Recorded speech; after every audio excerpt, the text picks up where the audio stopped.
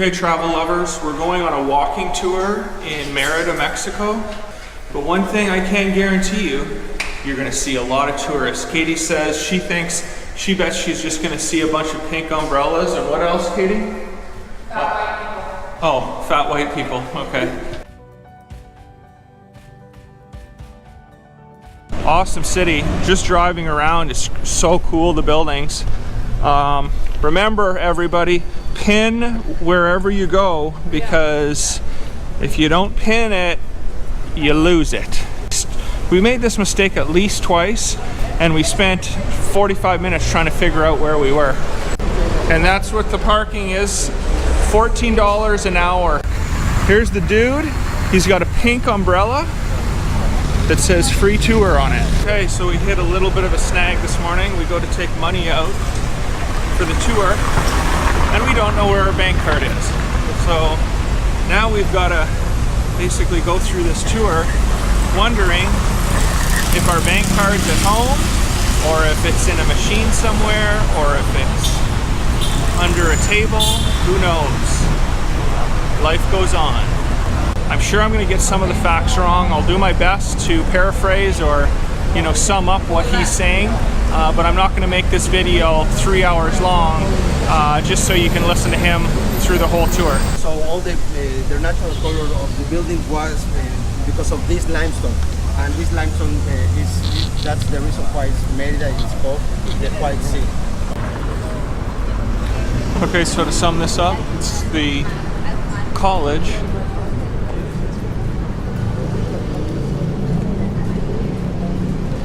Actually, I'm not going to sum it up because I have no idea what he just said. I can't remember.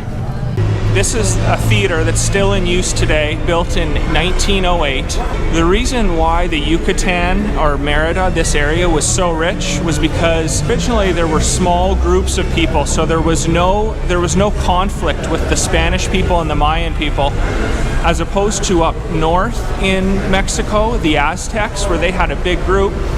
For years and years, they would fight with the Spanish people. Now, I don't understand. I guess the war and the conflict took a toll on the cultures, was because they discovered a plant that's similar to the agave plant, and I don't know how to pronounce what he said, but it's similar to the agave plant, except it's a lot drier because it grows in limestone. Merida is basically on limestone. That's why all the buildings are white. This plant, when they boiled it, produced rope. Merida was the producer of rope for basically the whole world. China, French. Okay, so this is sculpture Andrea Renoir. It's a duplicate of a sculpture in France. You're going to see this sculpture in all of the hospitals in Mexico. And the reason is, he was calling it motherhood, but okay, so let's just say mums are very important in the culture, in the Mexican culture, the Spanish culture. Even if the kids live in Australia, they're expected to come and see the mother 2 or 3 times a year. He was just talking about how thick the walls are in the church, and they honestly look maybe 5 feet thick. Really old hotel. And what happened was the Yucatan people, they were so rich from what I was telling you about that plant that made the rope, that they wanted to separate and become their own state. Mexican president was like pissed that they were doing this. Found out they went as far, the Yucatan people went as far as having an American ambassador come and basically do the grand opening for this hotel. And the Mexican president found out about that, and he sent 10,000 troops from Mexico City to the Yucatan. And he was saying that even by bus today, it's a 20-hour trip, so probably it would take a month. The tour guide is also saying, even to this day, the relationship that the Yucatan or Merida has with New Orleans, Florida, the Panhandle, France, and many parts of Europe, just because of the economics involved. Here's the limestone that is the reason it's called the White City. And he was just mentioning that millions of years ago, the Yucatan was underwater, and as you can see, there's seashells basically in all of the limestone. Yucatan can see the ceilings that I told you that it's incredible that they completed the construction in 30 years. It's like a world record from 1568 to 1598. Well, not world record. One is world record. The first is the cross. This cross is not so old. This cross was a gift from Spain. They sent us this Spain, this cross, and this is the biggest? The biggest cross in all the world, inside the church. So legit, this is the nicest church I've ever been in my life.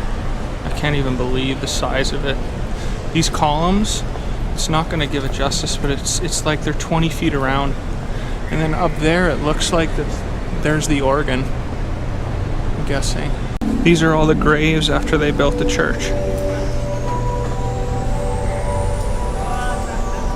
These slots here on the church, they were also used for war. That's where they would shoot out of. And he was talking about earlier on how thick the walls were. It was literally impossible for anybody to get a shot through those slots, but the other, whoever it was, I guess the Mayans, could have a gun or arrow or whatever it was out of those slots and easily shoot. It's an interesting fact. In this building here, all of these trees are taller than the trees out in the plaza area.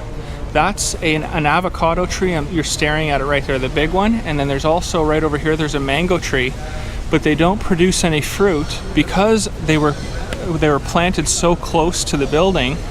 They needed all of their energy that they got to grow up towards the sun so they could catch the sun. He's talking about the design of the buildings and how they can keep the buildings cooler.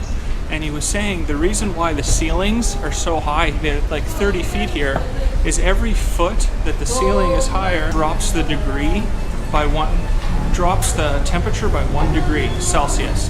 So that's one reason why they could have lived back here, because it's really hot here in the summer months. So back then, when there was no such thing as AC, they had to figure out a way to keep cool. Another reason is their buildings are built like Egyptian buildings. I don't know the architectural name for it, but the bedrooms, the bathroom, all the intimate parts of the house are in the back side of the house.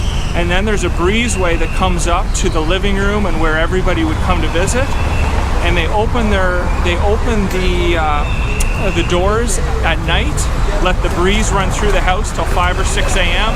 and they close the doors, and the house would keep pretty cool all day long.